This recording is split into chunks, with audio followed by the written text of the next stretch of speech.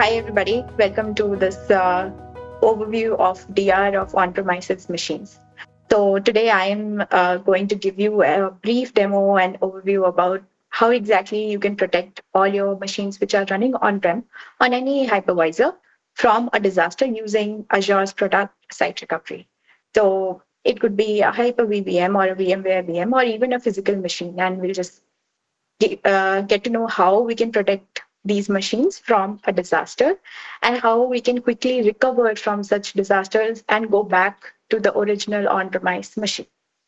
So a brief overview of what we are going to talk about. We'll have an intro slide, then we'll go to a deep dive and I'll give you a demo of how you can protect your VMs, how you can set up the infra, and ultimately how you can go through the whole cycle of protecting, failing over, and coming back to your original location. So let's start with talking about what is Azure Site Recovery. So Azure Site Recovery is Microsoft's DR solution, which as of today is capable of protecting any machine which is running on any hypervisor and running any operating system. So we are talking Windows, Linux, everything.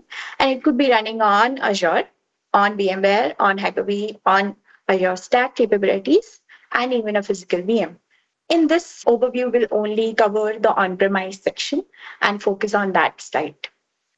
So let's talk about what all do we support. We support all the Windows OS versions which have been released. We also support all the major Linux distros along with the vSphere and vCenter versions which are available as part of VMware. And on Azure, we also support the managed disk, all the encryptions, and Azure Hybrid Benefit, the licensing, all the hoo-ha.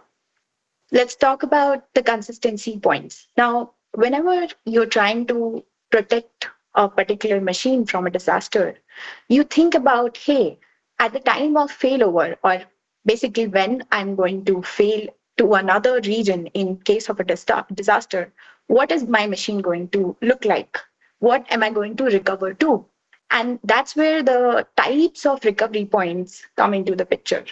First is the crash consistent recovery point, which is easiest in terms of the resources required. We take a snapshot of everything which is present on the disk.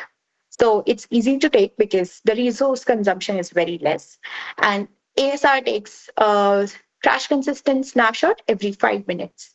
So the least amount of data loss or RPO, which you would see, would be 5 minutes. Second is the application consistency snapshot. So in this case, we not only take a snapshot of everything on the disk, but also everything in the system's memory. This kind of snapshot is usually used for a system where a lot of data change or IOPS is happening, because in that case, a lot or bulk of data resides in the memory. So here comes in the application consistency snapshot. It's usually used for systems which are running databases. And lastly, we have the multi-VM consistency. So maybe a same database is running on 5 VMs. So you want the snapshots of all these 5 VMs to be in sync. And that's where the multi-VM consistency comes into the picture. So the snapshot which will be taken will be consistent across the VMs. It's the heaviest in terms of resources required because you have to put a freeze on the operations happening, take a snapshot, and then allow the operations to resume. So the frequency, as bigger the consistency goes, more are the resources required. So crash consistency snapshot can be taken every 5 minutes. Application consistency would be every. Mostly customers use a crash consistent snapshot, and they have a consistent either disabled or set to 1 hour or 2 hours according to their system's requirements. Then we come to what are the other key features that ASR offers.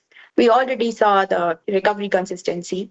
Then we also will see in the demos that the experience is very easy. There are not a lot of inputs. There are not a lot of infras required for you to set up. The RTO is backed by an SLA. We promise a 2-hour RTO. And replication is continuous. It's obviously not a full snapshot happening every time. It's differential data only. All the ASR agents which are installed are automatically upgraded. And we also provide capability to perform test drills. So you can always run a drill and see what a real disaster would look like without the real disaster happening. And lastly, some additional features which most of the customers look for is recovery plans. So basically, arrange your VMs in a manner that it resembles an application. You're not performing disaster recovery of a VM. You are performing disaster recovery of an application. So when the disaster has happened and your application is coming up in your recovery site, it has to follow a particular set of operations, a particular order, let's say. So maybe your DB tier comes first. So all the VMs which are running databases will be brought up first. Then you create some load balancers. Then the middle tier comes in, and lastly, the app tier comes in. This intermediate resource creation, all that can be inserted in the recovery plan itself. And you can plan what the order of recovery, the resources required for recovery, the network setup, insert any scripts, etc. Everything in the recovery plan. Then we have the deployment planner. You are planning what your disaster recovery system would look like. So deployment planner will give you an estimation of the pricing, of what all resources would be required, what all infra would be required, what VM type we would recommend. So Azure has different set of VMs for your particular machine. What does it map to in Azure? All those recommendations come in as part of the deployment planner. And lastly, we have private link, which is private endpoint. Your system and your replication doesn't interact with the internet at all. There is a private connection created and all the replication happens over it. Now let's talk about the architecture of VMware DR. What would it look like? On the left, we can see there is an on-premise environment where your Windows or Linux machines are running. And there itself, an ASR replication appliance would be installed. This appliance can either be installed on an existing machine, or you can download an OVA image from Azure and use it to install the VM. It's nothing but a VM, but we call it an appliance. It has all the ASR services running on it already. It will be able to discover all the machines which are there on your on-premise environment. So the VM acts as a bridge between on-premise and Azure. It exists in your own on-prem environment. It performs discovery of on-prem, and it facilitates your replication data to go from on-prem to Azure.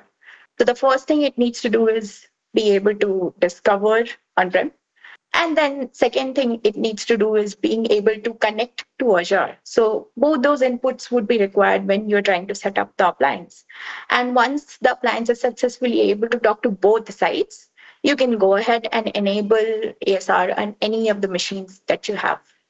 We have recently revamped the whole VMware protection scenario and converted this appliance into a PaaS service. So every service and every component, which was a physical component and held a state in previous case, has now been converted into a microservice, which is running on Azure.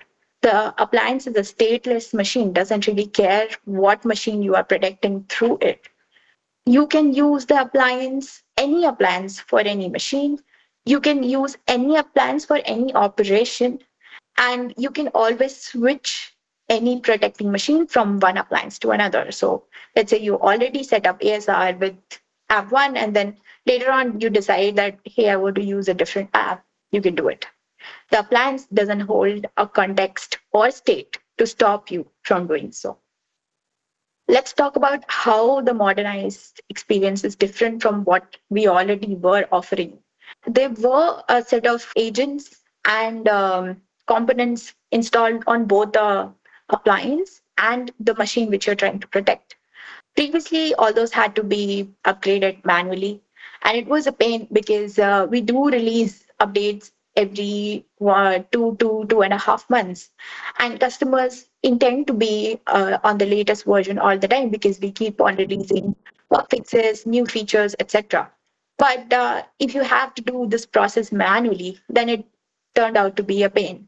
Specifically in the case of the appliance, because there we had different components and you had to follow a particular order to upgrade each of those.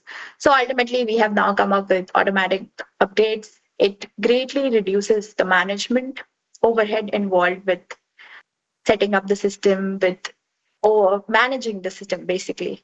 Simplified the onboarding. Yeah. So appliance is now one in itself. It's a single entity. It's not dependent. It doesn't have any subcomponents that you need to take care of. You have one appliance, you set it up, and you can set up n number of appliances. They don't talk to each other. They don't know about each other, and they don't, to be honest, care about each other. They just care about how to protect your machines and if they can talk to Azure or not. Simplified the scale management. So previously, if you had to scale out, then you would have to set up separate components. That is not required anymore. You have more machines you want to protect, just set up another appliance and it's done. You're good to go. Appliance has become highly available. So as I mentioned, it has become stateless. So this allows you to always switch to any appliance which is in a healthy state. If you're setting up an appliance which is a VM on your on-prem environment and a disaster strikes, so obviously the appliance would also be affected. Now, when you want to come back, you want to start replicating data back from Azure to on-prem, you want an appliance. And in that case, any appliance can be used. It just doesn't matter which one you were using before. You obviously don't need to maintain any SCADA process server or any master target server, which was required in the previous scenarios. Now we'll talk about the demo and what I'm going to show you in it. I'll give you a brief view of how setup of an appliance would look like. And then we'll talk about how to enable replication and various states that a machine could be in once replication has been set up. This is a Azure Site Recovery Vault. So it's a recovery services vault. I have created this already for demo purposes. We'll quickly go over to the Site Recovery tab from Getting Started section. And here we see that there are three options under the VMware machine option. First is prepare your infrastructure. Second is enable replication. And third is manage recovery plans. Currently, we see that there is a preview option here. We are going to be generally available in the end of September. So yeah, this is going to be available and this is going to be the only way you can enable replication. So bear with me with the whole flow. We'll quickly talk about how and what all you need to do to set up the infrastructure so that you can protect your VMware machine. Second, we'll go through the steps of how you can finally enable replication, and then we'll see what are the various states where a VM or a machine could be in and how to move through the whole cycle of DR. So I click on prepare infrastructure, and here you see that there may be two steps. First is create an appliance. Either you can use an image or an OVA, or you can use an existing machine. It could be a virtual machine or a physical machine, and you can just use the PowerShell script provided in our documentation to install all the ASR components on that particular machine. So once I have gone on the machine and installed it, I will go through the web app, which will ask me a set of inputs required. One would be the vCenter details so that the appliance can discover everything on-prem. Second would be the Azure details. So that's where the second step comes in, the registration key. This key holds all the information about the subscription, the resource group, and the vault, which you are using. So in my case, this is the vault detail and everything which is present in this particular key. I will provide this key during the appliance setup so that appliance has all the cloud context present with it and is able to connect ultimately when the registration is being performed. In this particular vault, I already have one appliance which is set up. So this is one appliance green checkbox which I'm getting on top corner. So I click on it. This takes me to the site recovery infrastructure view, and I have an admin app set up right here. Currently in this vault, I only have one app. So if there had been more appliances, there would be a list right here. And currently, because it's a single app, so I can just expand and collapse and click through all the components present here. The introduction of modernized experience has made troubleshooting a lot easier. All the errors, all the issues which any of these components would go through will be present on this portal right here. So let's say there is something happening with the proxy server, it would be shown in the events or through an error on this portal. Right now, it's all healthy. If it had not been healthy, then I would get a red with a critical right here and I could click through it, check what is causing an issue, how can I fix it, the whole error details would be present. So this is the appliance which is already set up on-prem. So I go back to my prepare infra page. I have one appliance all ready to go. My prepare infra is done. So I come to the second part, which is the actual enabling replication part.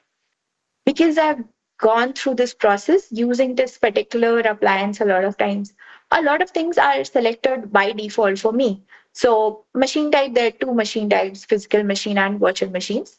For this virtual machine is already selected. And this is the vCenter which I have used previously for various demos. So that is also getting automatically selected. I go ahead and select a few of the machines that I want to protect. Now, this is a list of machines which is coming to me from the vCenter I have selected. The appliance is able to discover all these machines and it's giving me a list of all these machines. I can always filter through these machines by typing out a name and just selecting and filtering and doing the whole operation. So I've already selected 6 machines and I can see that selected 6 resources right here. If I click on it, then I get the whole list of machines which are selected. So I click on next. So enable replication, as you can see, only has 3 steps now. Select source, which I already did. Second is selecting the source settings. And last would be the target properties. Through the whole flow, you will notice a lot of things would be selected by defaults. And that's a conscious effort which we have made so that during the time when you are trying to enable replication, you don't have to select a lot of things, give a lot of inputs. We know that this world only has one healthy appliance, which is the admin app. So we went ahead and selected it automatically.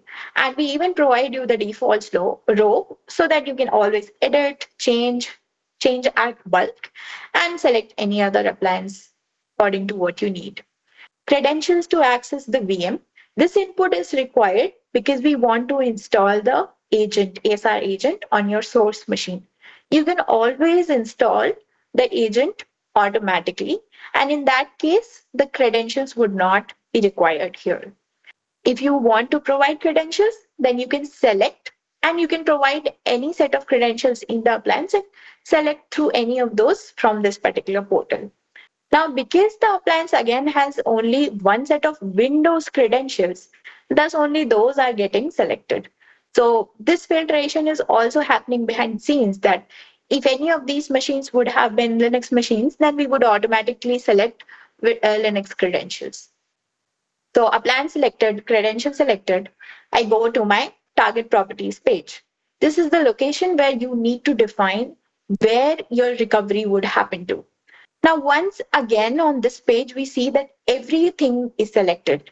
In any of these pages, the only location which required me to provide an input was select source, where I had to select the VMs which I'm trying to protect. After that, we are just selecting everything by default. So this is the current subscription, which is Azure BCDR demo environment. My vault resides in this resource group and subscription. Thus, it has been selected by default. I can always create a new resource group right here, select any other subscription, or select a different resource group. So what I'm going to do is select this target resource group because that's the one which I want to select. Then I have to select the failover and test failover network. In this, I can either configure the network later on or I can do it right away. I wanted to do a right away, so I've selected yes. My Contoso VNet also got selected and the default subnet also got selected. I can select a different test failover network, but I want to say that, hey, let's go with the same one. And finally, my cache storage account, my target managed disk type, everything is getting selected. Lastly, we come to the replication setting. So this is where the whole concept of replication policy comes in. And the details of this particular selected policy are written right below. Recovery point retention, 3 days, and app consistent snapshot frequency, 4 hours. Recovery point retention is for how much amount of time do you want a recovery point to stay in Azure. Recovery point would get pruned after a set number of time because you don't want that data to get accumulated for a very long time. Retention is not what disaster recovery is for. That's what you use a backup product for. So you want the fresh data to be present. Usually customers select a 3-day retention time. We provide retention of up to 15 days. So any recovery point which has been created for a particular VM would remain in Azure for 15 days. And after 15 days, it would be deleted, removed, pruned automatically.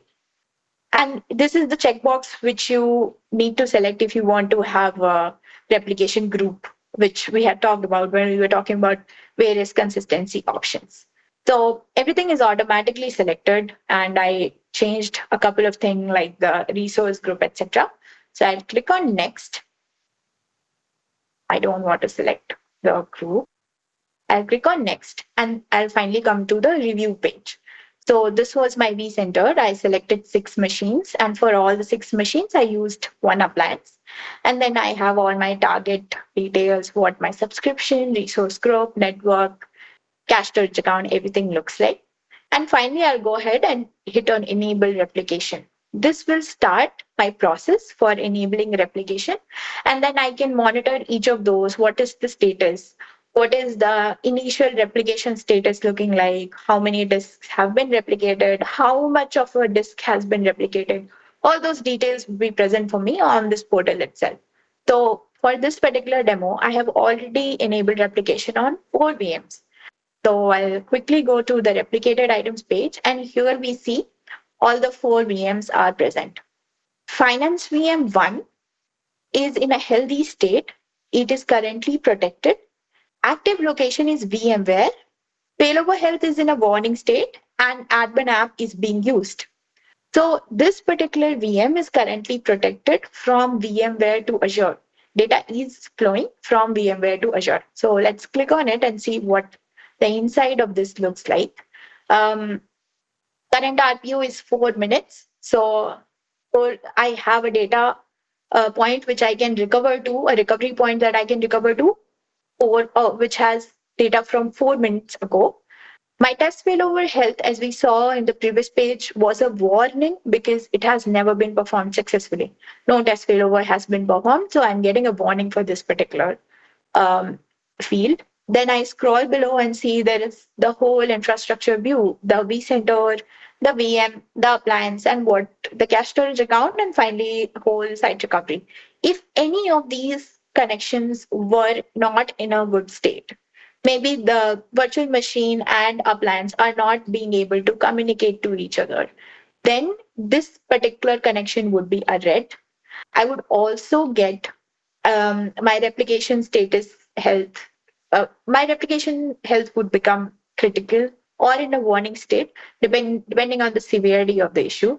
I would get the error right on this panel, which will explain what issue is present, what are the possible causes, and how I can resolve that particular issue.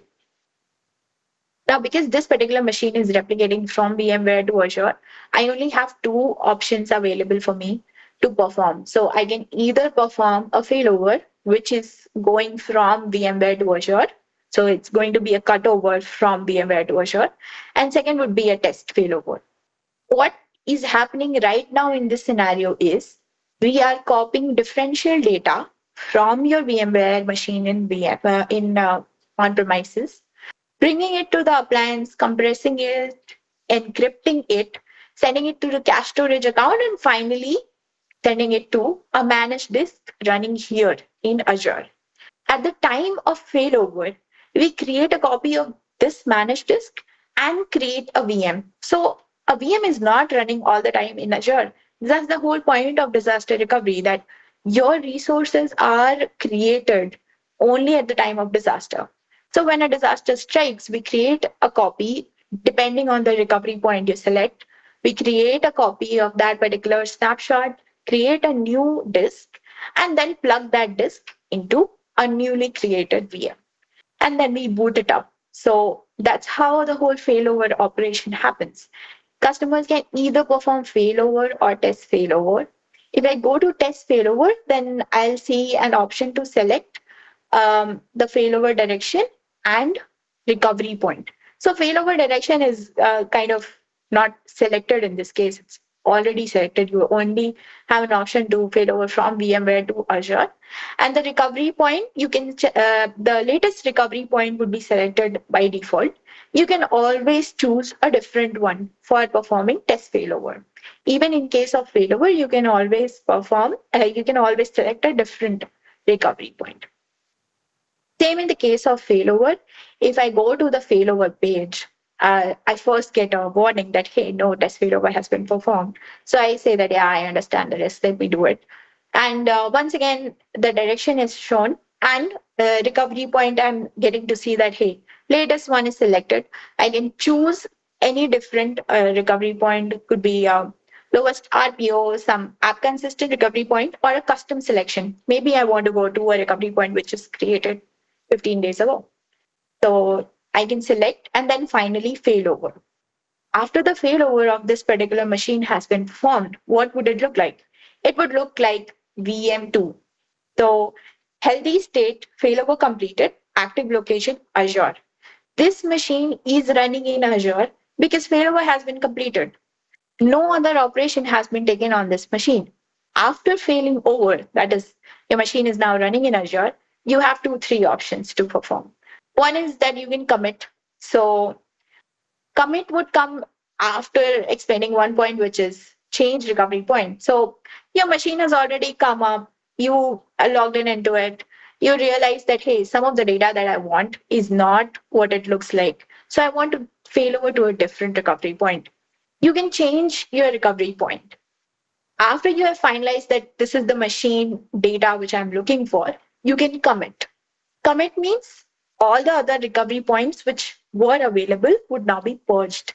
So this becomes your final image which you want to use for your production operations. You can also perform a migration.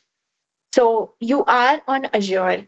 You decide that, hey, I don't want to go back to on-prem because there are some issues, or maybe I want to stay on Azure. So you just click on complete migration. We'll clean up all the replication data. Your replication would stop. Your all the billing entities would be cleaned up, and ASR would be disabled. Last would be reprotect. So your machine is now running in Azure. All the data changes are happening on the machine which is running in Azure. But after your primary environment, your on-prem environment has been resolved from the disaster. So issues have been resolved, machines have come up. You want that data to come back to on-prem. And that's when reprotect comes into picture. It's basically a resync of data from Azure to on-prem. So when you click on reprotect, your machine would start sending data from Azure to on-prem. In case of reprotect, we've already selected the vCenter and data store because we know where your machine is. It already exists. Your appliance is also selected.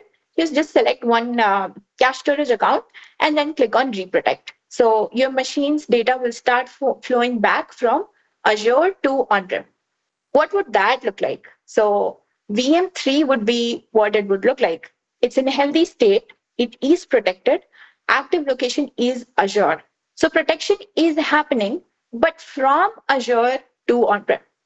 And from here, you get one option, which is planned failover. Failovers are of two types. One is unplanned failover, which was this. A disaster happened and you performed a failover.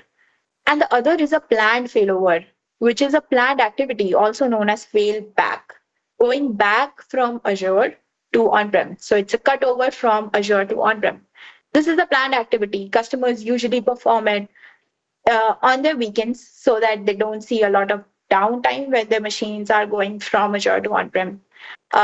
Usually it is seen that most of our customers perform a planned failover within a week of failover. So by next weekend or the easiest possible time slot, you will be back in your primary environment by performing a planned failover. And once you have performed your planned failover, VM4 is what your machine would look like. Replication is healthy, planned failover finished, and active location is VMware because that is where your machine is running in the VMware environment. After coming back to VMware environment, you again have three options. You can either change the recovery point because you feel that data on-prem is not something what you wanted, and you can change the recovery point. After you have changed, you can click on commit. You can complete migration, which will once again clean up all ASR data. It will disable replication, stop your billing. And the operation which is performed most frequently is reprotect. So enable replication, enable disaster recovery on your machine once again. Start sending data from on-prem to Azure. And from VM4, your state would once again go to VM1, protected active location, VMware. Thanks for watching. Thanks for staying with me through the whole video. If you have any questions, please do check out any of the documentation links which have been provided in the description below. Everything regarding the architecture, the flow, the steps would be present in the documentation links. We also have an email ID which you can reach out to for any questions, queries, any discussions you want to have. And yeah, thanks a lot for watching.